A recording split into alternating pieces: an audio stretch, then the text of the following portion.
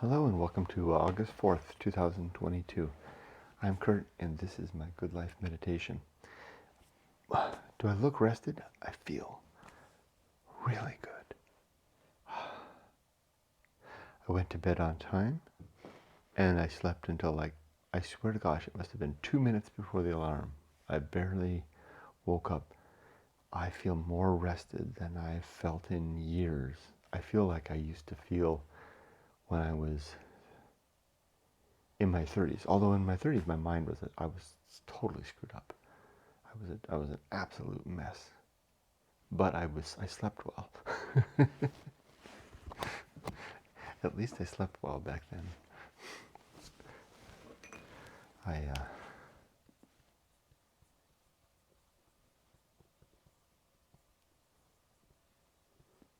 It's interesting suddenly to recall that. Boy, what a mess I was all the way through, from really around age 9, 10 maybe, 10, 11 or something like that. Restless, troubled soul. Restless, troubled soul. That's a good way to describe it. Let's see. Although without a soul.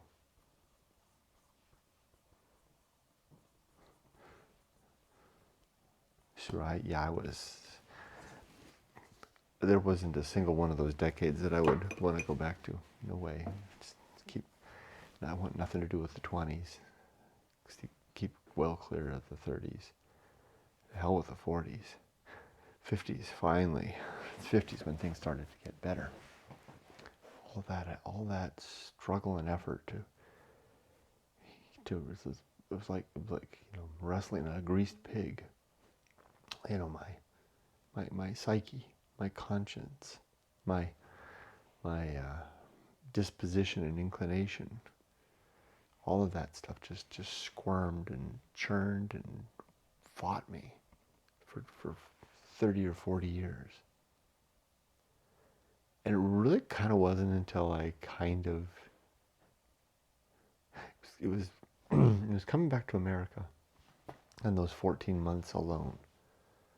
And the exercise it was a combination of a great life adventure of entering the Path of Wildness. The Path of Wildness of making that transition from Japan back to America. The great life adventure of trying to create that new life here. And then the exercise of going alone. And very importantly, of the good life. The good life was the thing that I squeezed out of all of that. It's this creed of 7 objectives and 31 principles was the end result. Well, at least maybe not the end result, because I continue going on, but it was the squeeze. It was the product. It was the produce. It was the result. And then the decision to utilize the good life on a daily basis, which is exactly what I'm doing right now. I love this word, instantiate. It made it real inside of me, talking about it every day. I don't even have to go into detail. I can just simply enumerate them, and that's plenty fine. It's just a bonus fun thing to actually talk about it in more detail. Helps to solidify it a little more. And boy, but throughout all of that, my sleep was a constant for all those decades. I absolutely took sleep for granted. Never had any trouble sleeping. Wasn't until the damn pandemic and sent home from work and taking on a very difficult job. The job wasn't so hard. It was it really rarefied life. That combination of that 150-mile commute, living in Airbnbs, being in a pandemic, being in a role that I wasn't cut out for, which is the management level role. Even though I didn't manage anybody, it was just the fact of that role that got to me. I'm a worker bee. I'm not a leader. And then the tipsy-turvy, calm, you know, world of 2 years of trying to do IT through a pandemic. All of that. That's what pushed me into this bad sleep. But I think I might be better. I'm hoping I might be better. It was funny because one of the managers at work yesterday, she stopped me and she asked in the kitchen, and she asked if I'm sleeping better, and I said no. And we talked a little bit about it. But I hope I get a chance to talk to her again, because I can give her a better status report, at least for this morning. So I feel good. Okay, let's do the good life. 7 objectives and 30 principles. Also a look at the last 24 hours to see how I did, and then a plan for the next day, for the coming day, today. Why am I yawning? Remember how much I was yawning yesterday? I haven't even had my coffee yet. This will kick in. It usually doesn't kick in until just when I'm wrapping the video up, though.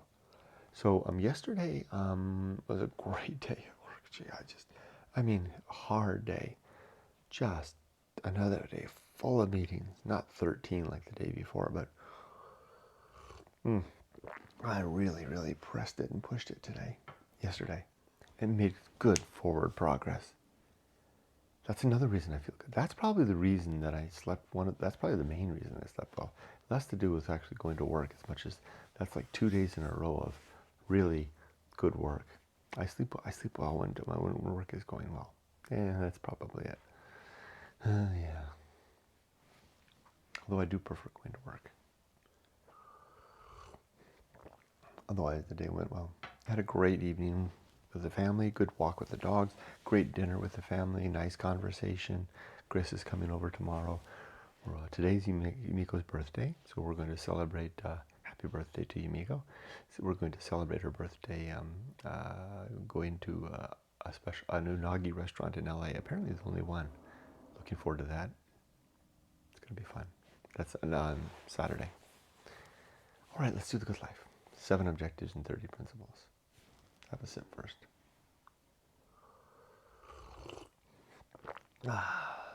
1, to be always ready to die. To be in a rested, settled sense.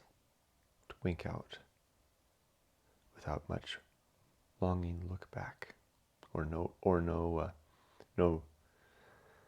not much longing look towards the future, because that future isn't going to happen when that comes. That future will not occur at the moment of my death. It will not be. And I know to not pine for that which I can't have. Number 2 is to make a good and effective use of my time. I want to say good and effective, but that's not good speaking. Good and effective use of my time. To not waste my time. 3, to develop and maintain, which is what I'm doing now, good and sound life principles. Objectives too, for that matter. Next is the cultivation of good emotional reactions, to react well to trying times. It's easy to react well when things are going well. It's harder to react well when things are tough.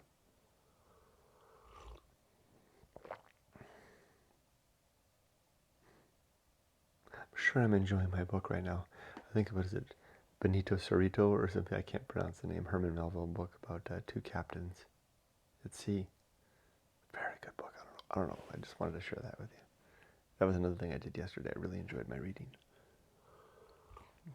Also got a couple pages done of Johnson's work. So anyway, back on track. I also want to perform good actions, just to do good things throughout the day. And then to recognize my true limits and my true opportunities, so that I'm not extending myself into territory that is futile.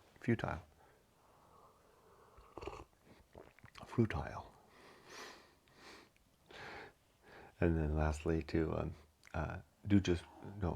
yeah, do just one thing at a time and do that thing slowly and carefully and deliberately.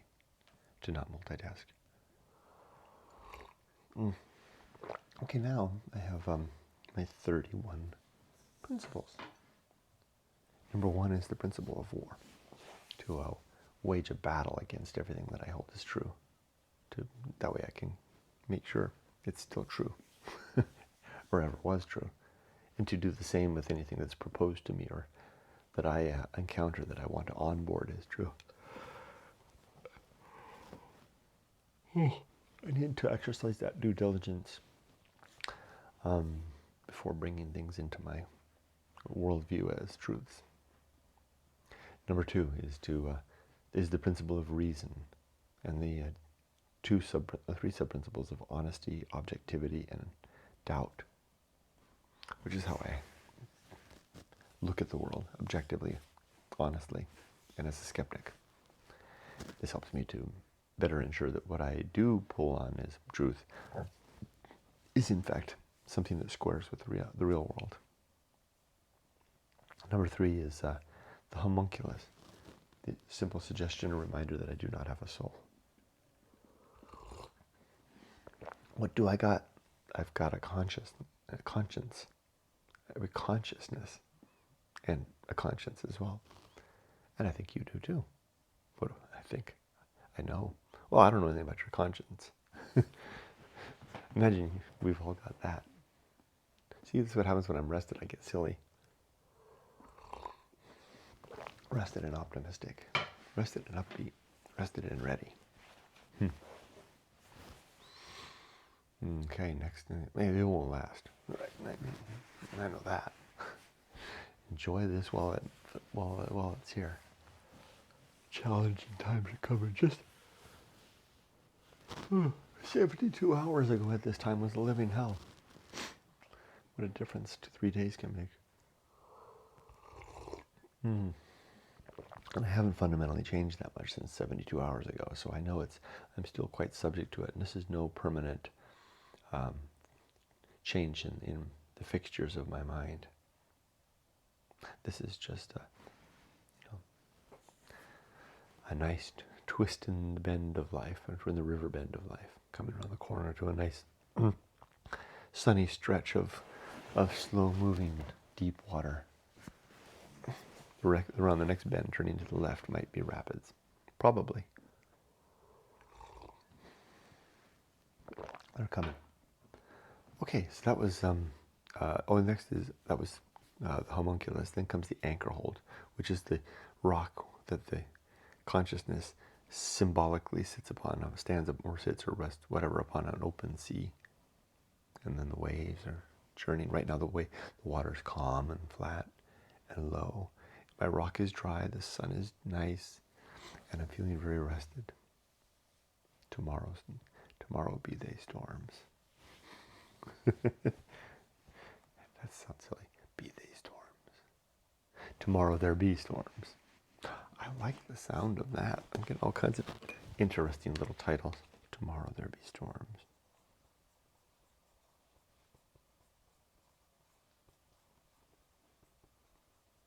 And there will. For you and me. Well, maybe not tomorrow, but maybe the tomorrow. It's coming. It's coming for both of us. All of us. That's one of the principles, right? Life will not go well. It ain't gonna go well. Okay, after that comes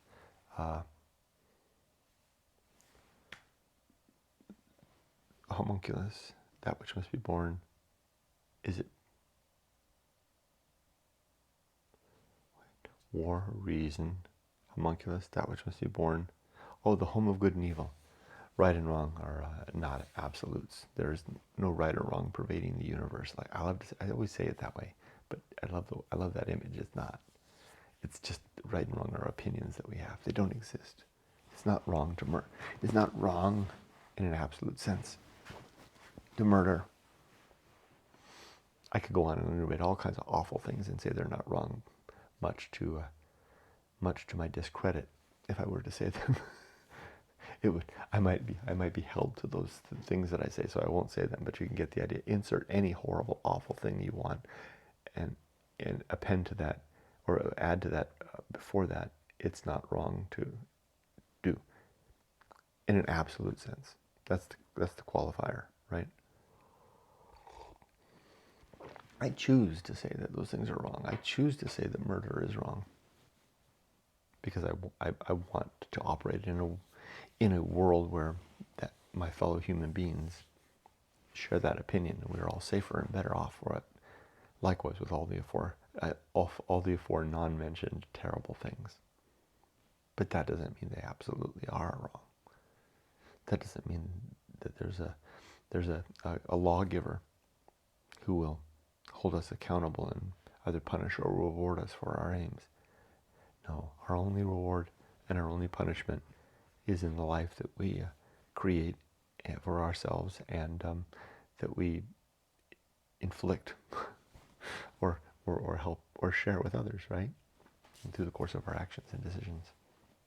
Well, speaking of which, there was an event that happened yesterday. Speaking of which, I went to the dog park, and I was walking the dogs getting close to the. We were 20 feet from the entrance to the gate for the big dog park, and I heard behind me a man say, "Wait!" I thought, "Oh crap! I know what that means." And I turned around, and sure enough, there was a man coming up the walk. He was catching up with us with a big, like a lab, big black lab, off a leash. And so I learned my lesson from that last experience a few weeks back with those women. Their dog attacked my dogs. I quickly, without giving a damn what the man thought, because he was looking at me, scooped up my little dog, and then I couldn't pick up the other one. I drug him. I drug him without ceremony across the parking lot to the grassy area on the other side. I shot the man up, not a mean look. I shot the man, not an accusatory look, an indifferent. I shot him a look of indifference, of how do you describe it? I wasn't. My eyes weren't shooting darts. My eyes were shooting fortitude. I was looking at him. I was communicating to him, "I see you, and I'm getting the hell away from you." And I did. And his dog went their way. I went my way. I was really pleased with myself with that. I chose not to engage it. This is the case, from that incident, the dog attack, right? But this is a case where I recognize my true limits, my true opportunity. I didn't have, the limit was I couldn't control the dog and I couldn't control that man, but I did have an opportunity to get the hell away from them. And I guess this is the principle of maturity, right? I used the wisdom from the last experience and the fortitude and the self-control. I also used the principle of good emotional reactions. That's an objective. I used that objective to just rally myself to action that was appropriate to this situation, in recognition of my limits and my opportunities, and was deliberate and fast. I didn't panic, and I took action. That's really an example of how all of these, or many of these objectives can come together to help us to arrive at, many of these principles can come together to help us arrive to fulfill our objectives. In this case, which is the objective of good emotional reaction, the recognition of true limits and true opportunity.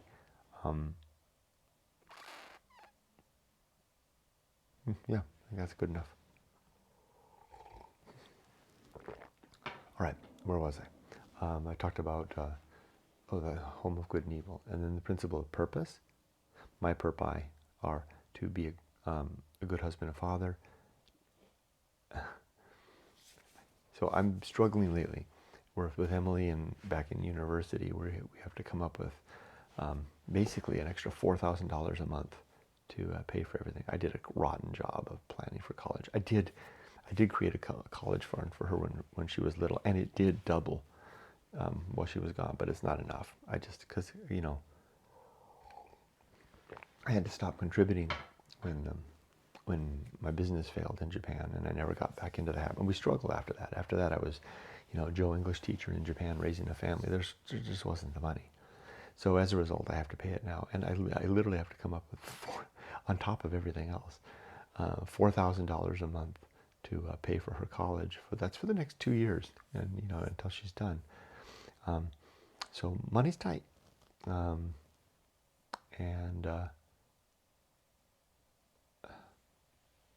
why am I talking about this? I kicked that off because I was talking about purpose, biology. Oh yeah, I guess that's it. My first purpose is to be a good husband and father, and I'm struggling a little bit. Oh yeah, I know why I'm talking about that. I'm struggling a little bit because I'm trying to watch. I take Yumiko and I have a deal.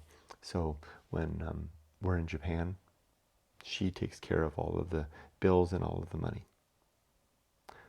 Except for me, I took care of the business money. That's how we lost everything. And then when we're in America, I take care of all the bills and all the money. So I'm trying to make sure that there's enough left over, and so that we can do stuff on the weekends, right? And there just isn't much to do.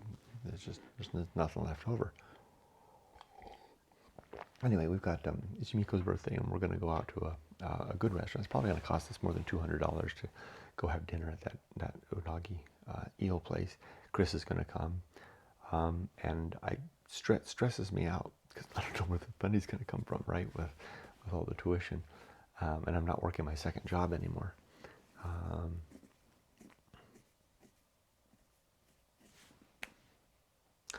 I'm kind of just letting it go. Because the plan is, we pretty much got all of our debt paid off up until now, right? Just the credit card, right? Because we operate off of the credit card. Well, Yumiko and I were trying to experiment with cash, but for the most part, we operate off the credit card. The last couple of weeks, we've been trying to make the transition back to cash. So we put what we need on the card, and then I pay it off every month. And other than that, we don't have no debt, so and that's what we're trying to keep it. We don't want to have any college debt. We don't want Emily to graduate owing money. So I just might have to realize the fact that may not be possible. We might have to incur debt to keep this going. And I'm not going to go to the unagi restaurant, grumbling and fussing over, the fact that people are getting, drinks with their meal. I'm just going to let that happen. Because the way this is all going to unfold is that, and Emily and Yumiko had an interesting conversation the other day. Emily was asking, they were in the kitchen or someplace, I think, and I was overhearing the conversation. And Emily asked Yumiko, Mom, when are you planning to retire? And Yumiko said, the day you graduate. And that is the plan. The day Emily graduates, or not really, it's like right around that time. I actually do have the date laid out. It's up on my death calendar. Both Yumiko and both of our retirement dates are laid out. The thing will be that, and it won't be full retirement until age 62. So because we want Social Security to kick in. So full retirement will be when Social Security kicks in for both of us. So this will be like a soft retirement that comes first when we quit our jobs here, because we'll have my pension. So soft retirement when my pension kicks in for work.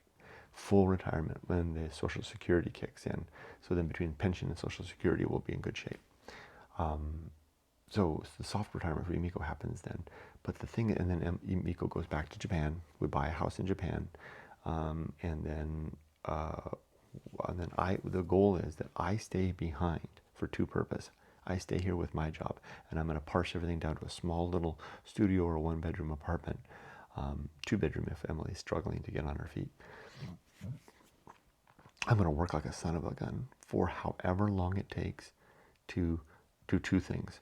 One, Yumiko's going to go to Japan to buy us a house. We'll probably need a loan for that. And then whatever debt we incur from Emily's college, I'm going to stay behind and pay all that off. I could with my salary.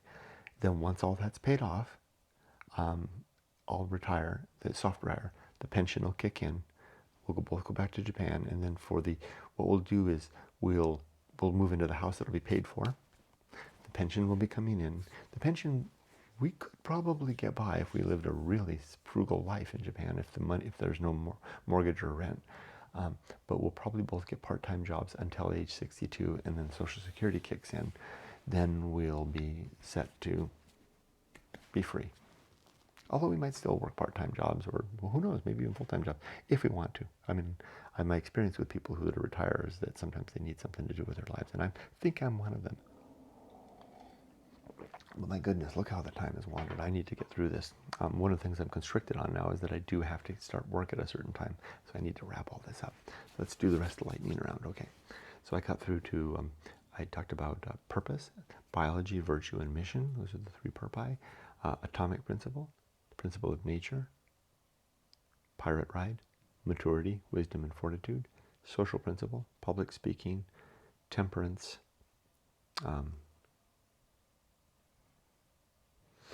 life will not go well, the horror show, that which must be borne, the Feast of Offal, distraction, agency, and the great indifference, the best seat in the house, the Path of Wildness, the great life adventure, the risk of avoiding risk, sin and damnation, complete oblivion, so the season of philosophy, the bullseye aim, uphill climb, arena and utility, nothing is enough, and the principle of fun. Got through them. Let's snook that lightning round in at the end. Okay, as for today, let's get started on the day. I'll stop this, get this uploading. I finished in my Bible study. I finished, good God, I just finished like a month and a half of reading. I can't remember what book I just, Jeremiah. I just finished the book of Jeremiah. A really interesting, great account of the prophecy and fall of Jerusalem and the encounter with Babylon. In some ways, that book just seems like it goes on, telling the same thing over and over. But it was interesting, and especially when you understand the historical perspective of all of that with Nebuchadnezzar or Nebuchadnezzar, however you call him, and all that. Lots of names. And then now I'm starting the book of Lamentations this morning. So I've got the introductory section I'll read, and then I'll read the first chapter. Do I have enough time to read the introduction? I need to. I will. Then after that, I'll take the dogs out for a walk, feed them, put on my work clothes, get my stuff, get on the motorcycle, get myself to work, and get this day started. Be safe, but not too safe. Take care.